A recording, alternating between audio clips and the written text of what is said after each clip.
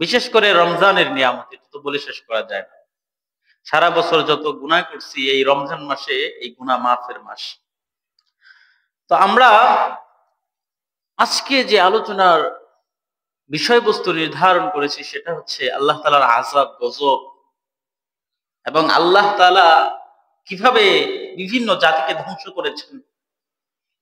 পবিত্র কোরআনে কারীমের মধ্যে এসেছে, আফারাআইতুম আফারাআইতা মান ইত্তাখাযা ইলাহাহু হাওয়া। কুরআন শরীফের মধ্যে আল্লাহ তাআলা বলে, আফারাআইতা মান ইত্তাখাযা ইলাহাহু হাওয়াহু, অর্থ হইতেছে তোমরা কি এমন ব্যক্তিকে দেখো নাই, মান ইত্তাখাযা, যে ব্যক্তি গ্রহণ করেছে, ইলাহাহু হাওয়াহু, তার অন্তরকে, তার মনকে ইলাহ রূপে, প্রভু রূপে। আমাদের রব হলো আল্লাহ, আমাদের মালিক হলো আল্লাহ। কিন্তু কিছু মানুষ আছে মুখে মুখে বলে ঈমান এনেছি, আল্লাহকে মানি, রাসূলকে মানি, এটার পরেও তার মনকে সে রব বানিয়ে নিছে, আল্লাহকে রব মানে নাই। মানে হইতেছে আল্লাহ তাআলার ইবাদত যদি কেউ করে, আল্লাহর উপর যদি কেউ ঈমান আনে, তাহলে এই ব্যক্তি নাফরমানি করতে পারবে না, নামাজ ছাড়তে পারবে না, এই ব্যক্তি যাকাত না দিয়ে পারবে না, হজ না করে পারবে না। কিন্তু কিছু মানুষ আছে বলে আল্লাহর উপর ঈমান নিয়ে এসেছি, আল্লাহ তাআলাকে রব বলে বিশ্বাস করে নিয়েছি। এটা বলার পরেও এই বান্দাগুলা তার মন যা বলে সেটাই মানে। মন বলে নামাজ পড়তে যাও না, ফজরের আযান দিয়ে দিছে, যোহরের আযান দিয়ে দিছে, মাগরিবের আযান দিয়ে দিছে। এমন সময় বান্দাগুলা আল্লাহর নাফরমানির মধ্যে লিপ্ত। আজকের দিনের কথাই স্মরণ করেন। আজকে কি 14 ফেব্রুয়ারি, রাত্রের বেলা 14 ফেব্রুয়ারি শয়তানি দিবস। আবার আরেক দিক দিয়ে হইতেছে কিসের? ইবাদতের দিন। এখন শয়তান মাঙ্কা সিপায় পড়ছে, ধর্ম মানবে না শয়তান রে মানবে, আল্লাহ রে মানবে নাকি শয়তান রে মানবে, আল্লাহ তাআলার হুকুম মানবে নাকি মনের কথা মানবে। আল্লাহ তাআলা বলতেছেন, বান্দারে আমি কোরআনের মধ্যে বলে দিলাম, বান্দা,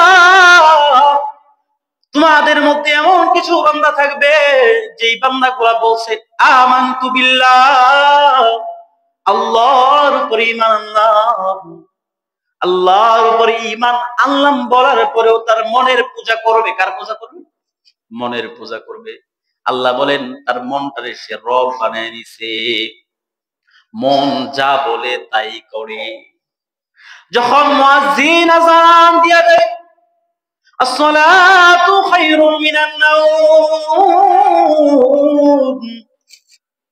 এমন সময় আযান শুনছে, ঘুম ভাঙা গেছে, কিন্তু নামাজের জন্য আসে নাই। মন বলছে আজকে শবে বরাতের রাত, যাও না, একদিক দিয়ে ভালোবাসা দিবস, যাও গার্লফ্রেন্ডে নিয়ে ঘুরে আসো। তো মনের পূজা কইরা আল্লাহর হুকুম নামে না কার হুকুম মানলো? মনের হুকুম মানলো। আল্লাহ বলে তোমাদের মধ্যে এমন কিছু মানুষ থাকবে, আফারাইতা, তুমি কি দেখো নাই, তোমার কি ধারণা ওই বান্দা সম্পর্কে, যেই বান্দা তার রব হিসাবে গ্রহণ করে নিয়েছে তার মনকে, মনে চায় সুদ খায়, মনে চায় মদ খায়। ঘটনা মনে পড়ে গেছে, বাদশাহ হারুন রশিদের জামানায় তার মন্ত্রী, লাল পানি খায়। কি পানি খায়? লাল পানি খায়। এখন বাদশাহ দেখে ফেলছে, হ্যাঁ তুমি কি খাও? আমার রাজ্যের মধ্যে মদ খাও, ইসলামী শরীয়তে মদ খাইলে চিটপাটাং করে দেওয়া হবে। তুমি মদ খাও কেমনে? না মদ খাই না তো। কি খাও? দুধ খাই। কি খায়? দুধ তো সাদা, এটা দিয়ে লাল। আপনারা দেখতে লজ্জা কি হয়ে গেছে? লজ্জা লাল হয়ে গেছে। বাচ্চা হাইসা দিছে, বুঝছেন? তা আমাদের মধ্যে কিছু মানুষ আছে সুদের নাম দেয় মুনাফা। কি নাম দেয়? ব্যবসা করতেছে, টাকার ব্যবসা। মদের নাম দেয় বিয়ার, নাম কি? এরপরে গার্লফ্রেন্ডের নাম কি দেয়? বফ কয়, বফ কয়, জিএফ কয়, আরো কত কিছু নাম। হ্যাঁ, ঘোড়ার ডিমের নাম রেখা হালাল প্রেম প্রীতির মধ্যে, বুঝছেন? এই জন্য আল্লাহ তাআলা বলতেছে, এ বান্দা, কিছু মানুষ আছে নিজের মনকে কি বানাবে? রব বানাবে। রব মানে হইতেছে প্রভু, যেটা যখন বলবে তখন সেটা করবে। মন বলছে সুদ ছাড়িস না, সুদ ছাড়ে না। মন বলছে সবে বেড়াতে যাইস না, যায় নাই। মন বলছে রোজার মাস আসছে, রোজা রাত, মোবাইল দেখিস না, মোবাইল দেখছে। সারা রাত মোবাইল দেখার পরে ফজরের সময় ঘুমাইছে। প্রিয় ভাইরা আমার, এই জন্য আল্লাহ কি বলেন জানেননি? সূরাতুল মুলকের মধ্যে 17 এবং 18 নম্বর আয়াতের মধ্যে আল্লাহ তাআলা ধমকি দিয়ে বলেন, আম আমিনতুম মা ফিস সামা আই ইউরসিলা আলাইকুম হাসিবা ফাসাতা'লামুনা কাইফা নাযীর। তোমরা কি নিশ্চিত যিনি আসমানের মধ্যে আছেন, ও আসমানের মালিক, জমিনের মালিক, ও রব্বে করিম, তোমাদেরকে আসমানের মধ্যে বিশাল বড় বড় পাথর খন্ড আছে, ওই পাথর খন্ড তোমাদের উপরে পাঠাবেন না? তোমরা নিশ্চিত? এত নিশ্চিন্তে ঘুমাও। আল্লাহ যদি চায় তাহলে ওই আসমানের মধ্যে যে বিশাল বড় বড় পাথর খন্ড আছে, আল্লাহ পাঠায়া ধ্বংস করে দিতে পারেন না? পারেন না? পারেন না? পারেন না? পাথরগুলা কেমন বিজ্ঞানীরা গবেষণা করছে। কেমন পাথর জানেননি? পাথরগুলা হইতেছে আমাদের এক একটা দেশের মতো বড়, এক একটা জেলার মতো বড়, এক একটা থানার মতো বড় বড়। সর্বনিম্ন যেটা এই গাজীপুর পুরাটা মিলে যতটুকু, সর্বনিম্ন যেটা ওইটা, আর সর্বোচ্চ এটার কোনো হিসাব নেই। এগুলা কোথায় আছে জানেন? পৃথিবীটা মহাশূন্যে ঘুরতেছে। কোথায় করে? মহাশূন্যে ঘুরে। এই পৃথিবী, সূর্য, মঙ্গল গ্রহ, বৃহস্পতি গ্রহ, বিভিন্ন গ্রহ নক্ষত্র, এগুলার মাঝখান দিয়ে এগুলা খালি ঘুরে। এই জন্য যখন সূর্য গ্রহণ হয়, নবীজি নামাজের মধ্যে দাঁড়ায় যায়, নবীজির চেহারা লাল হয়ে যায়, ভয় পায়, কান্না করে, আল্লাহ আমার উম্মতকে আপনি ধ্বংস করে দিয়েন না। বারবার দোয়া করে। কেন দোয়া করে? বিজ্ঞানীরা বলে মুহাম্মদ এত বড় জ্ঞানী মানুষ, এই সূর্য গ্রহণ হলে ভয় পায় কেন? বলে মাধ্যাকর্ষণ শক্তি বুঝেননি? মাধ্যাকর্ষণ শক্তি হইতেছে, দেখেন পৃথিবীটা গোল, গোল পৃথিবীর মাথার মধ্যে আপনি আছেন, কিন্তু পৃথিবীটা ঘুরতেছে, আপনি পড়ে গেছেন। চুম্বকের মতো পৃথিবীটা আপনার টাইনা রাইখা দিছে। গোল পৃথিবীর পৃষ্ঠের মধ্যে বৈশা পৃথিবী ঘূর্ণয়মান আছে, কিন্তু আপনি পড়েন নাই। কেন পড়েন নাই? আল্লাহ তাআলা বলেন পৃথিবীটারে আমি মাধ্যাকর্ষণ শক্তি দিয়া দিছি। বিজ্ঞানীরা বলে পৃথিবীর মধ্যে চুম্বকের আকর্ষণ আছে। এই পৃথিবীর মধ্যে আপনি বৈশা রয়েছেন, এর আশেপাশে কত গ্রহ নক্ষত্র আছে, আছে না? এইগুলার আশেপাশে এত বিশাল বিশাল পাথর আছে। আল্লাহ যদি চায় এই একটা পাথর পাঠাইতে পারে না? পারে না? যদি পাথর পাঠায় অবস্থাটা কি হবে বলেন? আমরা থাকবো নাকি আলু ভর্তা হয়ে যাব? আলু ভর্তা হয়ে যাব। শোনা আছে ডাইনোসরের যুগে এই ঘটনা ঘটছে, কোরআন শরীফে আছে। ডাইনোসরের যুগের ঘটনা তো নাই, আল্লাহ যে পাথর পাঠাইছে এই ঘটনা আছে। এই সূরা মুলক, যেই সূরা পড়লে আল্লাহ তাআলা কবরের আযাব মাফ করে দেয়। সুবহানাল্লাহ। এশার পরে কেউ যদি সূরাতুল মুলক পড়ে, আল্লাহ কি মাফ করে দেয়? কবরের আযাব মাথার দিক থেকে আসে, পায়ের দিক থেকে আসে, সামনের দিক থেকে আসে, বাম দিক থেকে আসে, উপর দিক থেকে আসে, নিচ দিক থেকে আসে। আর ওই সূরাতুল মুলক একটা মানুষের রূপ ধারণ করে ওগুলার প্রতিহত করে। আমার এই বন্ধুর জন্য তোরা শাস্তি রূপে আসিস না, এই বন্ধু আমারে পড়ছে। এই জন্য সূরা মুলক বেশি বেশি পড়া, আমার নিজেরই পড়া হয়, বেশি বেশি পড়া। এই সূরাতুল মুলকের মধ্যে আল্লাহ কি বলেন?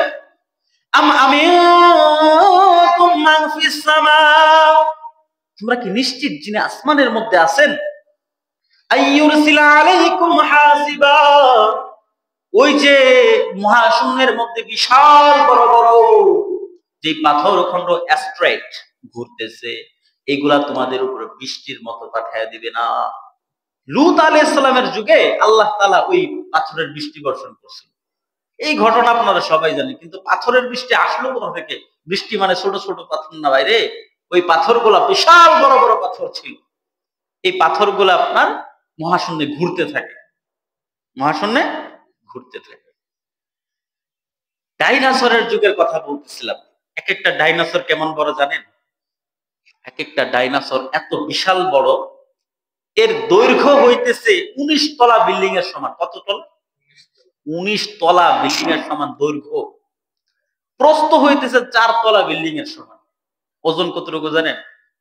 1,20,000 কেজি। 1,20,000 কেজি ওজন। পুরো পৃথিবীর মধ্যে এই ডাইনোসরেরা 17 কোটি বছর পর্যন্ত রাজত্ব করছে আমাদের পূর্বে। আমরা তো পৃথিবীতে আসছি কয়দিন? 1 লক্ষ, 2 লক্ষ, 3 লক্ষ, বেশি হলে 5-6 লক্ষ হবে আর কি।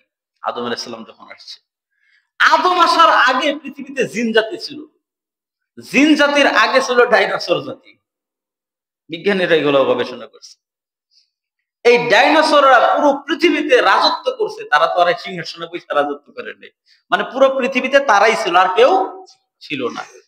আর থাকলেও পশু পাখি ছিল, পশু পাখি থাকলেও তারা যেহেতু বড়, যেটা ইচ্ছা দইরা খাইবো, জুলুম করবো। আপনি যাবেন বিচার দেওয়ার জন্য, মশাই আমার একটু বিচার করেন, আমারে গুতা মারছে। কেন? ওই ছাগলে গুতা মারছে। ডাইনোসর মশাইরে বিচার দিতে আসছে, ডাইনোসর মশাই দুটোরে খাইয়া দিচ্ছে। বুঝলেন? ঘটনা মনে পড়ে গেছে আর একটা বলে শুনি। এক সিংহ, এক নেকড়ে, আরেক হইতেছে আপনার শিয়াল। এই তিনটা ছিল বনের মধ্যে। কাশো একলা একলা শিকার করতে ভাল লাগে না, তিনজন মিলা শিকার করে। তিনজনে শিকার করছে। সিংহ শিকার করছে হরিণ, আর নেকড়ে শিকার করছে হইতেছে ছোট মোটো একটা নাম কোন, একটা নাম কোন না, ছাগল ধরে নেন। আর শিয়ালে শিকার করছে মুরগি। বুঝছেন? এখন তিনজনে যখন শিকার করে নিয়ে আসছে, এখন বস কে জানি? সিংহ। সিংহ বসে কয় ভাগ কর। কে ভাগ করবো? নেকড়ে পন্ডিতি করে, আমি ভাগ করি। ভাগ কর। যে যেটা শিকার করছে সে সেটা খাবে।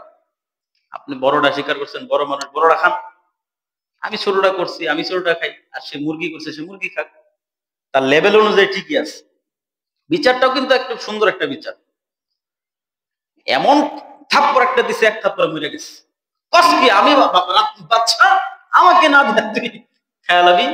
তিনজন মিলছে কে লিগা? তোরা কাজ করবি আর আমি খাবো। থাপ্পড় খেয়ে গেছে মহিলা। শিয়ালে চালাক, শিয়ালটাকে তুই করাবে। বাচ্চা আপনি করেন না, তুই কর। কয় যদি বেশি কই আরেকটা থাপ্পড় দিয়ে মেরে নিলে সমস্যা আছে, আমি করি। মুরগিটা সকালবেলার নাস্তা, ছাগলটা দুপুর বেলার নাস্তা, আর রাত্রের বেলা খাইবে হচ্ছে কি আপনি যেটা। সুবহানাল্লাহ, কি সুন্দর বিচার করলি তুই। হ্যাঁ, অনেক সুন্দর ভাগ করছে। শিখছস কইতে? আপনি যখন থাপ্পড় মেরে ওটারে মেরে লেছেন তখন শিখছি। কথা বুঝছেন? তো ডাইনোসরের কাছে বিচার দিতে গেলে ডাইনোসরের রাজত্ব বুঝেন না?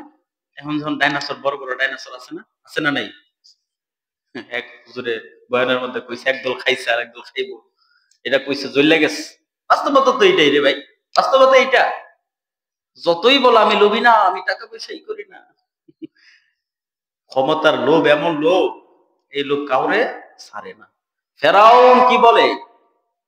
রাত্রে বেলা আল্লাহর দরবারে হাত তুইলা দেয় আর বলে, আল্লাহ,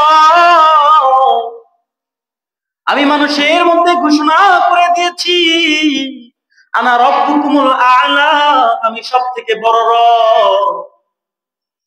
যখন ঘোষণা করছি, কিছুক্ষণ পরে কয় মিশর হইতেছে মরুভূমির জায়গা, ফসল রোপণ করছি তো কি হয় না, কোন ধরনের ফসল উদ্গত হয় না, বৃষ্টি হয় না বছরের পরে বছর। কি করা যায়?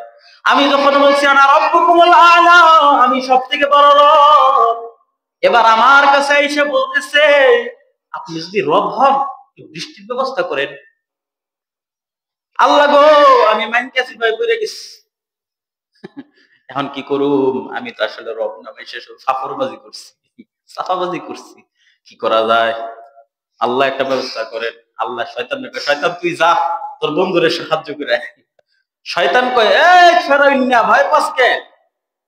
ভয় পাও না দোস্ত, ঘোষণা তো কইরা দিছে আমি রব, কিন্তু আমি তো বৃষ্টি দিতে পারবো না, আমার তো এই ক্ষমতা নাই। সমস্যা নেই, আমি আছি না, তুই কি করবি?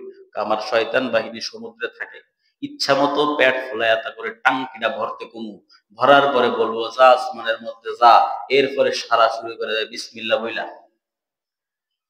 চুনাচে শয়তান গিয়া তার বাহিনীরে বলে, শয়তানের বাহিনী আমার বাহিনী, তোরা সমুদ্র সারা জীবন সমুদ্রে থাকো, সমুদ্রের পানি খা ইচ্ছা মতো। সমুদ্রের লুনা পানি খাইতে পারবেন? লুনা পানি বেশি খাইলে মানুষ মরেও যেতে পারে। লুনা পানি ইচ্ছা মতো খাইছে শয়তানের দলে। খাই আবার আসমানের মধ্যে যা, আসমানটা কালো অন্ধকার হয়ে গেছে। কয় আমাদের ফেরাউন করবে, এখন কি দিব? বৃষ্টি দিব। এবার বৃষ্টি শুরু হইল, বৃষ্টিতে গন্ধ আসে, হলুদ হলুদ বৃষ্টি, লবণাক্ত পানি খাই, এখন লবণাক্ত পানি গন্ধ হয়ে গেছে, এমন গন্ধ হয়েছে পাতার মধ্যে পানি কইরা পাতা সব নষ্ট হয়ে গেছে, ফল ফসল সব নষ্ট হয়ে গেছে, মানুষগুলা দুর্গন্ধে টিকতে পারে না, মানুষগুলা ঘুমাইতে পারে না, মানুষগুলা খাইতে পারে না, পানি যা ভালো ছিল এটিও নষ্ট হয়ে গেছে। ফেরাউন এটা কি করলো? শয়তান তুই কি করলে? আমার রাজত্ব পুরো ধ্বংস করে দিলি। যেমন রব হেমন পানি, যেমন রব তেমন পানি। আমার রব আল্লাহ যেমন রব তেমন পানি দেয়, লবণাক্ত পানি থেকে আল্লাহ মিষ্টি পানি খাওয়ায়। কি পানি খাওয়ায়? মিষ্টি পানি। কেমনে খাওয়ায় জানেন? আমি মাঝে মাঝে একটা সূরা পড়ি, আজকে ফজরের সময় পড়ছি, ওখানে একটা আয়াত আছে,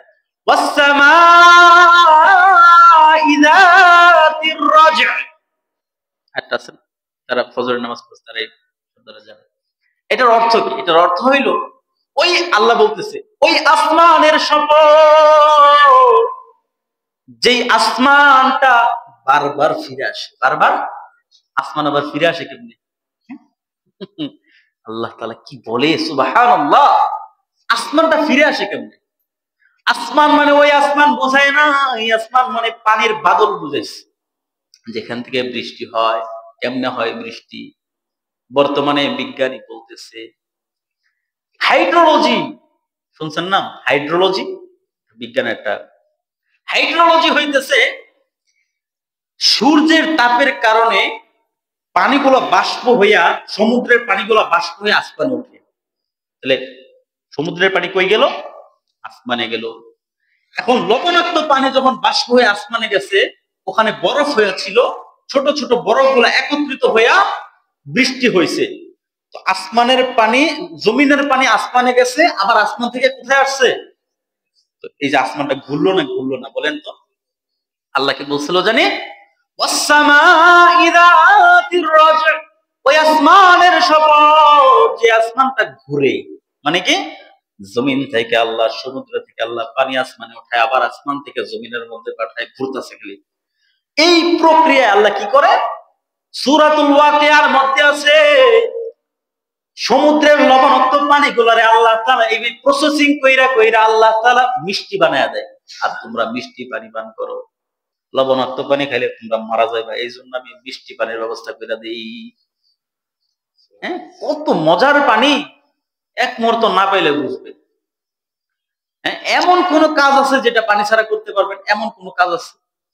পোশাক ধুইতে পারি, গোসল করতে পারি, খাবার খাইতে পারি, খাবার রান্না করতে পারি, এমন কোন কাজ নেই। পানি যদি একদিন বন্ধ হয়ে যায়, পুরা বাংলাদেশ পুরা তছনছ হয়ে যায়।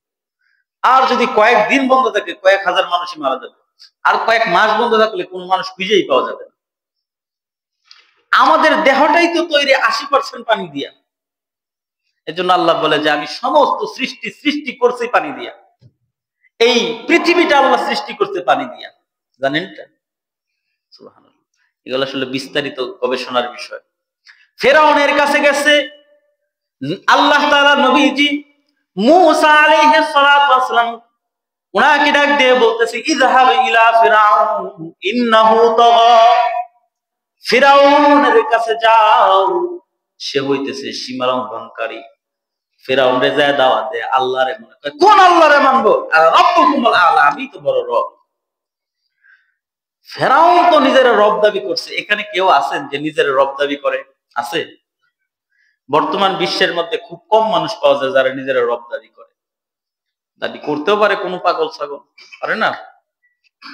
কিন্তু আল্লাহ আরেক আয়াতে কি বলে দেখেন, আমি শুরুতেই যে আয়াত পড়েছিলাম, আফরাআইতা মান ইত্তাখাযা ইলাহাহু হাওয়াহু, কিছু মানুষ আছে নিজের মনটারে রব বানায় নিছে।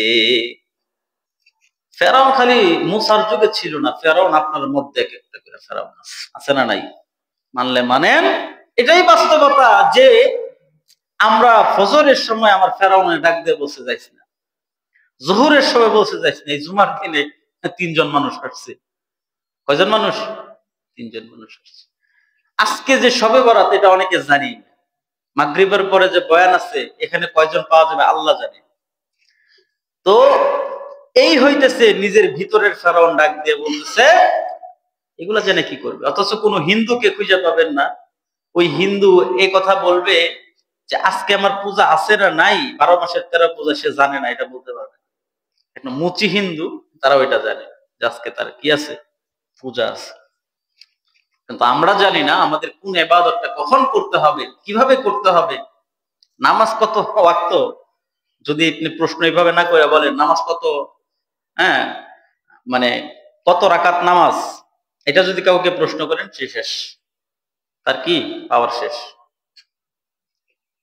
অজু কত রাকাত, এইভাবে যদি প্রশ্ন করেন তাহলে সে অজ্ঞান হয়ে যাবে। অজু কত রাকাত, প্রশ্ন শুনছেন যেমন এটা, অজু কি রাকাত আছে নাকি?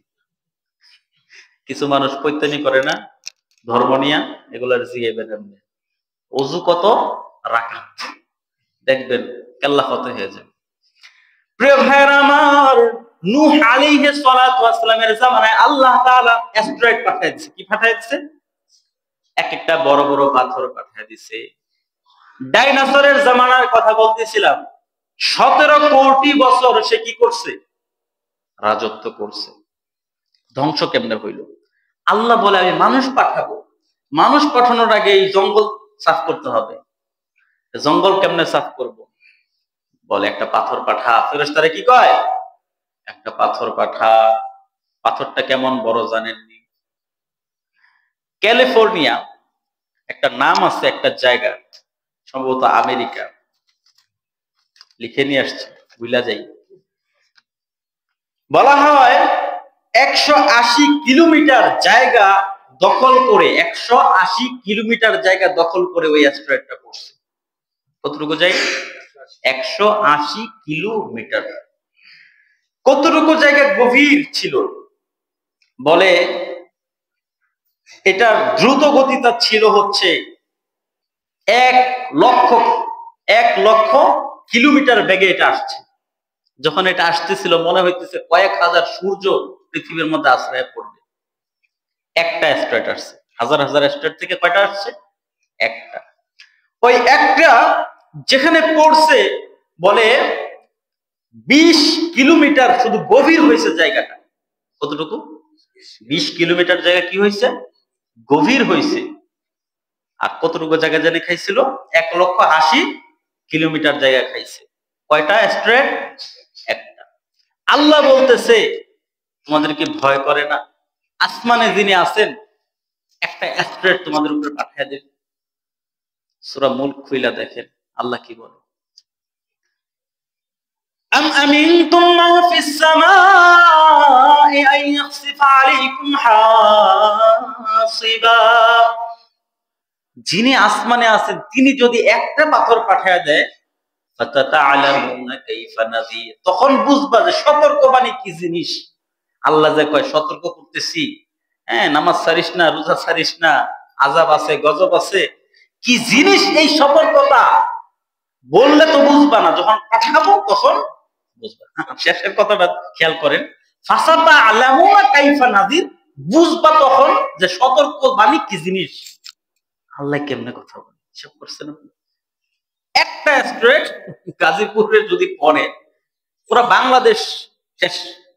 পুরো পৃথিবীতে ডাইনোসর ছিল, পড়ছে তো একটা জায়গায়, মাত্র 180 কিলোমিটার জায়গা নিয়ে। কিন্তু পুরা পৃথিবীর যত ডাইনোসর আছে সব কি হয়ে গেছে? শেষ হয়ে গেছে। ডাইনোসর কেন শেষ হইল? সেই জামানে কি সিংহ বাঘ ছিল না? ছিল তো। ডাইনোসর শেষ হয়েছে, আল্লাহর উদ্দেশ্য হলো ডাইনোসর শেষ করবে। ডাইনোসর গুলা বড় ছিল, 19 তলা বিল্ডিং এর সময়, তো পাথর চাপা তো পড়বে ওইটা। আপনি একটা নদীর মধ্যে যদি একটা ইট মারেন, দেখবেন ইটটা পড়ার পরে কিভাবে একটা ঢেউর সৃষ্টি হয়। ওই অ্যাস্ট্রয়েড পড়ার পরে পৃথিবীতে একটা ঢেউর সৃষ্টি হয়েছে। ওই ঢেউয়ের কারণে পুরো পৃথিবী লন্ডভন্ড হয়ে গেছিল। তো আল্লাহ তাআলা যুগে যুগে এইভাবে আমাদেরকে সতর্ক করছে। কি আজীব! নবীজি সাল্লাল্লাহু আলাইহি ওয়াসাল্লাম সূরাতুন নাজম পড়তেছেন। সূরাতুন নাজম 29 নম্বর পারার একটা সূরা। নবীজি যখন পড়তেছে, নবীজি যখন কোরআন পড়তো, কোরআনের মধুর বাণী শোনার জন্য কাফেররা পর্যন্ত আইসা, কাফেররা আইসা এবার দাঁড়ায় দাঁড়ায় শুনে, কেউ বৈশা বৈশা শুনে, মুসলমানদের সাথে বৈশা বৈশা শুনতেছে। শুনতে শুনতে আযাব গজবের আয়াত চলে আসছে। শেষের একটা আয়াত আসছে সিজদার আয়াত। কিছু আয়াত আছে না পড়লে সিজদা দিতে হয়, শেষের একটা আয়াত আছে কিসের আয়াত? সিজদার আয়াত।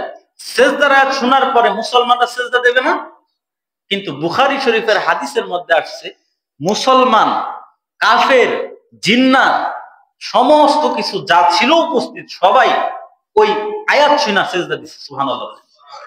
আজীব লাগে যে কাফেররা সারা জীবন মুহাম্মদের বিরোধিতা করলো, সারা জীবন আল্লাহকে অস্বীকার করলো, সারা জীবন রাসূলকে অস্বীকার করলো, এই আয়াত শুনা তারা কেন সিজদা করলো? ব্যাখ্যা আছে না নাই? হ্যাঁ, প্রশ্ন আছে না নাই?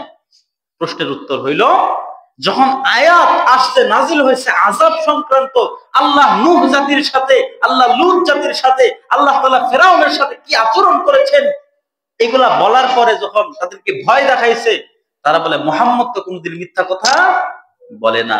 মুহাম্মদ যেহেতু মিথ্যা কথা বলে না, তার এই কথাগুলো কি সত্য না মিথ্যা? সত্য। অতএব সিজদা যদি না দিই, গজব যদি ধইরা বসে। সুবহানাল্লাহ। কাফেরের বিশ্বাস কতটুকু, আমার বিশ্বাস কোথায়? আমরা এই আয়াত পড়ছি, আমাদের বিশ্বাস কোথায়? আমরা এতটুকু তো মানছি যে এটা কোরআনের আয়াত, কিন্তু এতটুকু বিশ্বাস করি না হতে পারে আল্লাহ পাঠায় দিবে। এটা বিশ্বাস কেউ করে? এটা কেউ বিশ্বাস করে না।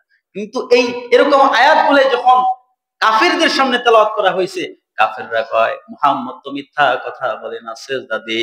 এক বুড়ায় সিজদা দিতে পারে না, কটকটে বুড়া বলেন, হ্যাঁ, কঠিন বুড়া, হাঁটতে পারে না ঠিক মতো, উকবা ইবনে রাবিআ সম্ভবত নামটা আমার খেয়াল নেই।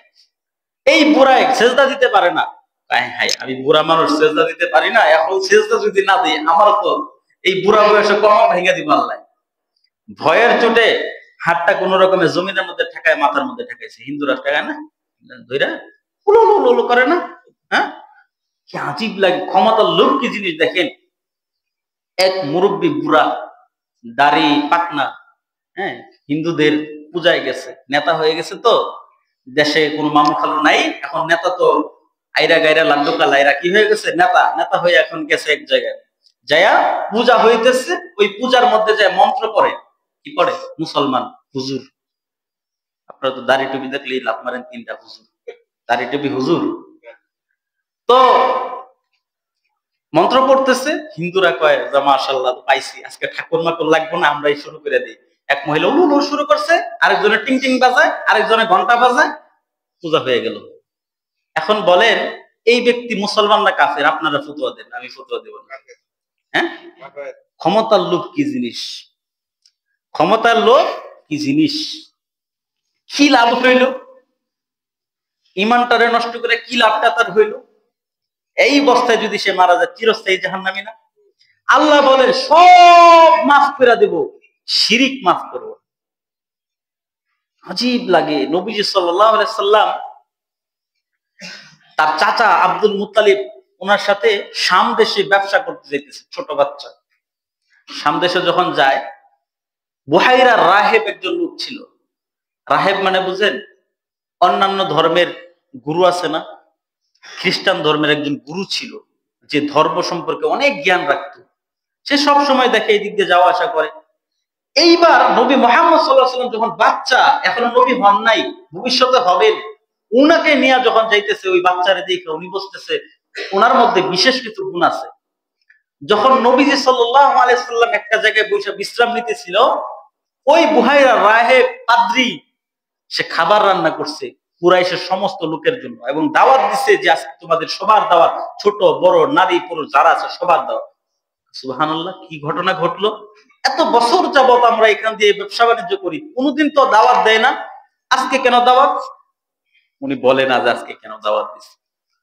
সবাই গেছে কিন্তু নবী মুহাম্মদ সাল্লাল্লাহু আলাইহি সাল্লাম বসে আছে।